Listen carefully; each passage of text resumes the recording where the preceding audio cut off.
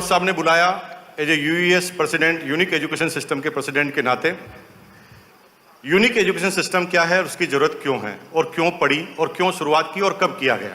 Basically इस business के दो मुख्य किरदार हैं, एक है कंपनी और एक है डिस्ट्रीब्यूटर साइड। कंपनी और डिस्ट्रीब्यूटर साइड दो किरदार है, इसके ऊपर ये पूरा बिजनेस टिका हुआ है। कंपनी की कुछ जिम्मेदारियां हैं और डिस्ट्रीब्यूटर की भी कुछ जिम्मेदारियां हैं। कंप्यूटर के भी कुछ अधिकार है, डिस्ट्रीब्यूटर के भी कुछ अधिकार है। लेकिन कंपनी के सोचने का तरीका एक बिजनेस की तरीके से होता है और डिस्ट्रीब्यूटर का सोचने का तरीका बिजनेस नहीं, अपनी पर्सनल ग्रोथ के हिसाब से बहुत ज्यादा होता है कि उसकी ग्रोथ हो। अब यहां पर एक कोऑर्डिनेशन करना था कि डिस्ट्रीब्यूटर जो सोचे वो कंपनी तक बात पहुंचे और कंपनी जो चाहती है वो डिस्ट्रीब्यूटर तक हम जाएं और उनसे करवाएं। उसके लिए फाइनली 2011-12 में ऐसी जरूरत महसूस की गई, यूनिक एजुकेशन सिस्टम की स्थापना की गई। यूईएस का कमाल देखिए कि जब पेंडेमिक दौर आया और हम 2020 के मार्च में कैसा फील कर रहे थे आपको अच्छी तरह पता है, और उस समय हमारी कंपनी ने एक रिकॉर्ड हासिल किया, ऑल टाइम बिजनेस का रिकॉर्ड। लेकिन ये सब कुछ हो पाता है एक सही विचारधारा के मिलने से। ये सब कुछ हो जाता है जब कुछ ऐसे लोग जो निस्वार्थ भावना से ना सिर्फ अपने बिजनेस को, इस पूरे आरसीएम को एक साथ उभारना चाहे। और मैं अपने आप को दुनिया का वो खुश नसीब आदमी समझता हूं। जब मैं यूनिक एजुकेशन सिस्टम में आया था तो मेरे एक एक साथी की क्या क्या विशेषता है वो मुझे अच्छी तरह पता है। मुझे ये पता नहीं है, मुझे ये याद नहीं है कि मैंने अपने यूनिक एजुकेशन सिस्टम के कोर लीडर को कभी भी किसी भी कंडीशन में कुछ भी कहा हो और उसने उस काम को नहीं किया हो। तो मैं सैल्यूट करता हूं पूरी यूएस टीम को और मैं चाहता हूं मेरी पूरी टीम के लिए खतरनाक तालियां हो जानी चाहिए। ऐसी टीम नहीं है दुनिया में किसी कंपनी के पास। तो मैं 1 by 1 अपनी कोर टीम को रिकॉग्नाइज करने के लिए यहां पर बुला रहा हूं। मैं चाहता हूं कि ये सपना आपका भी होना चाहिए कोर टीम में आने का, और मैं ऐसा मानता हूं कि अगली 2 एनिवर्सरी 3 एनिवर्सरी में आप यहां पर बैठे हुए एक रिकॉर्ड बनाते हुए सारे साथी कोर टीम के अंदर आएंगे। मैं अपनी कोर टीम को आपके साथ इंट्रोड्यूस कराने जा रहा हूं। दिल थाम के बैठिए, हम उस क्रिकेट टीम की तरह हैं। उस क्रिकेट टीम में जब आप देखते हैं किसी भी क्रिकेट टीम पे जो विश्व विजेता होती है, अगर किसी क्रिकेट टीम में सारे बल्लेबाज अच्छे हो तो उसका हारना फाइनल है, और सारे बॉलर भी अच्छे हो तो भी उसका हारना फाइनल है। अगर क्रिकेट टीम में सारे के सारे लोग विकेट कीपर बन जाएं तो भी हारना फाइनल है, और क्रिकेट टीम में सारे वर्ल्ड क्लास फील्डर बन जाएं तो भी हारना फाइनल है।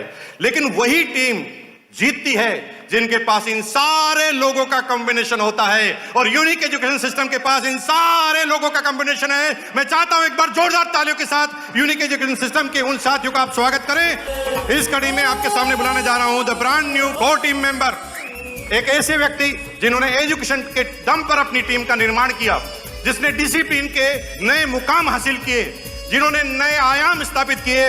Mister D Kumar from Varanasi, please come on the stage.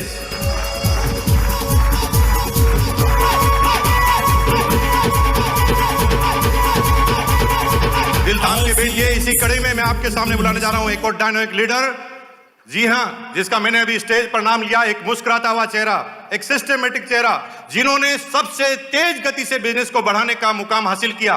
एक ऐसा व्यक्ति जिसने आरसीएम बिजनेस को 2011 के संकट के बाद सबसे बड़ी पिन से सबसे पहले शुरुआत करके लोगों को बता दिया कि मैं तैयार हूं, क्या आप तैयार हैं?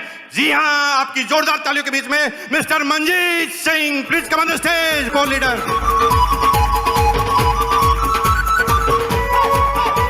इसी कड़ी में मैं अब आपके सामने उस शख्सियत को बुलाने जा रहा हूं, इस बिजनेस को भूचाल बन के जिस व्यक्ति ने खड़ा किया, गर्व होता है उस व्यक्ति का जिसने पिछली 4 एनिवर्सरी में हर एनिवर्सरी में एक नया पद हासिल किया।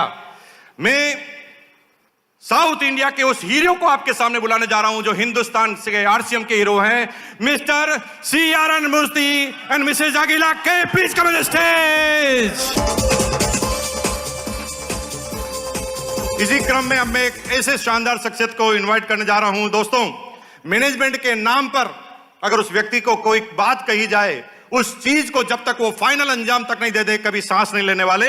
अगर इस इवेंट की भी बात करें तो जिसने कंधों से कंधा मिलाकर पिछले 20 दिनों से लगातार दिन रात एक किए हैं, चाहे वो एंट्री पास का सिस्टम हो, चाहे वो किसी और सिस्टम की बात करें, पूरी इवेंट को महत्वपूर्ण बनाने में जिस व्यक्ति ने सबसे शानदार रोल अदा किया, ऐसे कमिटेड साथी, the brand new core leader mister missus Jai Narayan Kukna, please come on the stage.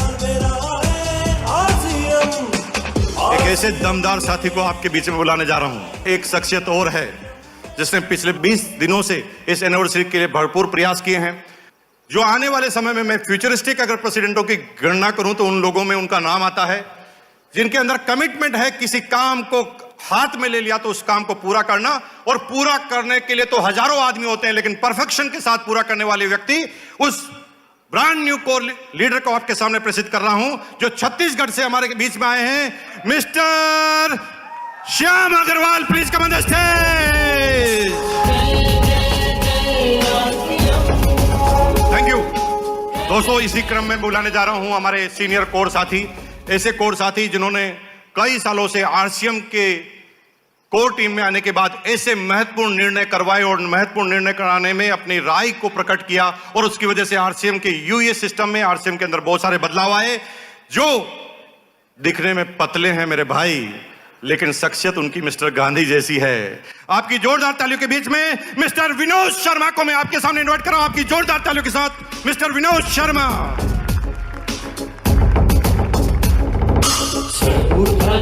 एक व्यक्ति का नाम लेते हुए मुझे बहुत बड़ी खुशी हो रही है। भारत की टीम में एक सितारा था, मिस्टर तेंदुलकर। तेंदुलकर ने क्या आयाम स्थापित किए हिंदुस्तान के क्रिकेटर के लिए, हिंदुस्तान के लोगों के लिए, कि कद, हाइट किसी सफलता का प्रॉब्लम नहीं है। अगर मन में जुनून हो, कुछ कर गुजर जाने की तमन्ना हो, तो ये सब चीजें हासिल की जा सकती है। हमारी इस टीम के तेंदुलकर, जिन्होंने जब भी दिल्ली में एनिवर्सरी हुई तो बढ़ चढ़कर हिस्सा लिया, और ना सिर्फ हिस्सा लिया, उस एनिवर्सरी को परफेक्ट बनाने में योगदान दिया। Mister Tendulkar, mister PK Singh, please come on the stage. उस व्यक्ति का नाम लेते हुए मेरी दिल की धड़कनें थोड़ी तेज हो जाती है। जो लोग कहते हैं कि डायरेक्ट सेलिंग बोलने का बिजनेस है, समझाने का बिजनेस है, प्रेजेंटेशन का बिजनेस है, लेकिन उस शख्सियत ने इस बिजनेस में आकर बता दिया कि फील्डिंग से भी बड़े बड़े मुकाम हासिल किए जा सकते हैं। फील्डिंग से भी दुनिया के बेहतरीन खिलाड़ी का नाम हासिल किया जा सकता है। जी हां, कम बोलने वाले उस शख्सियत की बात मैं कर रहा हूं, जिनको जब कोई जिम्मेदारी दी जाती है तो इतनी बारीकी से उस काम को निभाते हैं कि कोई भी गलती की कोई संभावना तक नहीं रहती। Mister Indraj Biral, please come on the stage. इसी क्रम में मैं उस शख्सियत को नाम लेने जा रहा हूं जो दिखने में हम सबसे बुजुर्ग हैं। हम अक्सर कहते हैं कि बूढ़ा हो गया तो सटिया गया, ये हमारे कुछ काम का नहीं, लेकिन उस व्यक्ति के अनुभव ने कई बार यह समझाया है हमें कि अनुभव होता है, बाप बाप ही होता है। जी हां दोस्तों, ऐसे सीनियर साथी मिस्टर एम निषाद का मैं आपके सामने स्वागत करता हूं। प्लीज आइए M Nishad, please come on the stage.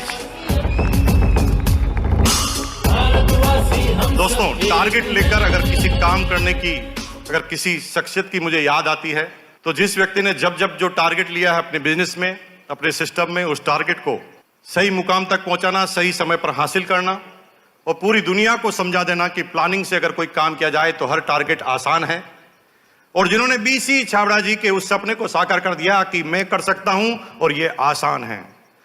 ये बोलते बोलते जिस व्यक्ति ने आरसीएम बिजनेस में कई कीर्तिमान पिछले सालों में हासिल किए, ऐसे व्यक्ति जो कहते हैं कि टाइगर की तरह दहाड़ते हैं जब स्टेज पर चढ़ते हैं, mister Sabuddin Khan, please come on the stage. कभी कभी T20 मैच देखने से हमें लगता है कि जो फास्ट गेम खेलते हैं वही लोग जीतते हैं, लेकिन एक शख्सियत ने बहुत शानदार तरीके से धीरे धीरे स्टेज पर आके बात करना चालू किया। उस व्यक्ति ने स्लो करते करते कितने लोगों को आउट कर दिया और इस बिजनेस में बड़े मुकाम तक पहुंचा दिया। मैं मैडम सरोज और दिनेश चौधरी की बात कर रहा हूं। जी हाँ